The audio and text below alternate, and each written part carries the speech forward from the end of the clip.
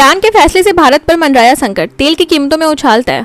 Iran के Hormuz जल डमरू मध्य को बंद करने की आशंका से अमेरिका समेत पूरी दुनिया में हड़कंप मच गया है। यह रास्ता वैश्विक तेल आपूर्ति के लिए अहम है और इसके बंद होने से तेल की कीमतों में भारी उछाल आ सकता है। अमेरिका ने इसे आर्थिक आत्महत्या बताया है, जबकि भारत जैसे तेल आयातक देशों पर इसका सीधा असर होगा। अमेरिकी विदेश मंत्री मार्को रूबियो ने चीन से भी इस मुद्दे पर हस्तक्षेप की अपील की है, क्योंकि वह भी इस रूट पर निर्भर है। भारत का इनकार, ईरान पर हमले में नहीं दिया अमेरिका को हवाई रास्ता। अमेरिका द्वारा ईरान के 3 परमाणु ठिकानों पर हमले के बाद सोशल मीडिया पर दावे हुए कि भारत ने अपने हवाई क्षेत्र का इस्तेमाल करने की अनुमति दी थी। अब भारत सरकार ने इन दावों को सिरे से खारिज कर दिया है। विदेश मंत्रालय ने कहा कि यह पूरी तरह फर्जी खबर और भारत ने अमेरिका को ऐसा कोई मार्ग नहीं दिया। अमेरिका के हमलों के बाद राष्ट्रपति डोनाल्ड ट्रंप ने ईरान को और हमलों की चेतावनी भी दी है अगर जवाबी कार्रवाई की गई। हरियाणा में शराब कारोबार से डर का माहौल, 5 बार फेल हुई नीलामी। हरियाणा में शराब के ठेकों की नीलामी 5 बार फेल हो चुकी है, क्योंकि कारोबारी अब इस धंधे से तौबा कर रहे हैं। वजह है गैंगस्टरों का बढ़ता दखल, जैसे आम कारोबारी खुद को असुरक्षित महसूस कर रहे हैं। हालत इतनी बिगड़ गई कि अब मुख्यमंत्री को उच्च स्तरीय बैठक बुलानी पड़ी। शराब से मिलने वाला राजस्व राज्य की विकास योजनाओं और गरीबों के कल्याण में अहम भूमिका निभाता रहा है, लेकिन अब इसका भविष्य संकट में दिख रहा है। तेल संकट की आशंका पर भारत तैयार, कई हफ्तों का स्टॉक और वैकल्पिक सप्लाई मौजूद। ईरान द्वारा हॉर्मुज़ जल डमरू मध्य बंद करने की आशंका के बीच केंद्रीय पेट्रोलियम मंत्री हरदीप सिंह पुरी ने भरोसा दिलाया है कि भारत के पास कई हफ्तों की तेल आवश्यकता का पर्याप्त स्टॉक मौजूद है। उन्होंने कहा कि भारत ने बीते वर्षों में अपनी आपूर्ति के स्रोतों में विविधता लाई है और अब हमारी तेल सप्लाई काफी हद तक हॉर्मुज़ स्ट्रेट पर निर्भर नहीं है। सरकार स्थिति पर लगातार नजर रखे हुए और आपूर्ति के लिए वैकल्पिक रास्ते तैयार है। यूपी में बड़ा प्रशासनिक फेरबदल, 127 एसडीएम के तबादले। योगी सरकार ने रविवार देर रात प्रशासनिक स्तर पर बड़ा कदम उठाते हुए 127 उप जिलाधिकारियों के तबादले कर दिए। लंबे समय से प्रतीक्षित इस सूची में वे अधिकारी शामिल हैं जो 3 साल से एक ही स्थान पर कार्यरत थे।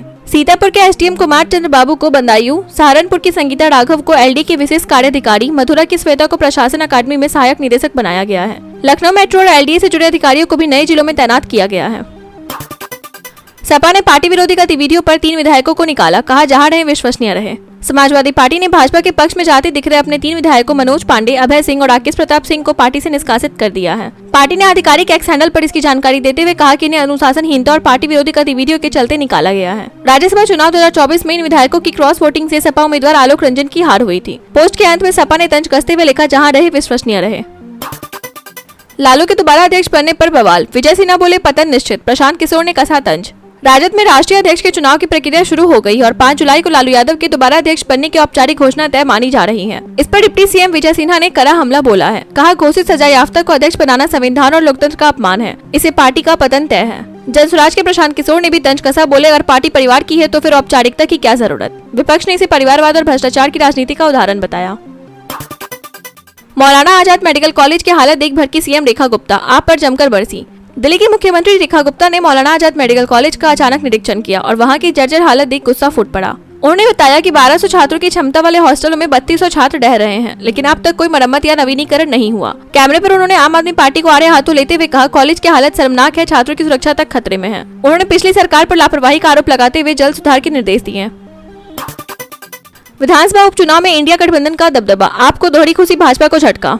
देश की 5 विधानसभा सीटों पर हुए उपचुनाव में इंडिया गठबंधन ने 4-1 से बढ़त बना ली है। आम आदमी पार्टी को गुजरात की विसादवार सीट पर गोपाल इटालिया और पंजाब की लुधियाना पश्चिमी सीट पर संजीव अरोड़ा के रूप में बड़ी बढ़त मिल रही है। संजीव अरोड़ा की जीत लगभग तय मानी जा रही है। वहीं भाजपा केवल गुजरात की कड़ी सीट पर आगे चल रही है। नतीजों के रुझान भाजपा के लिए झटका है तो आप और इंडिया गठबंधन के लिए राहत की खबर।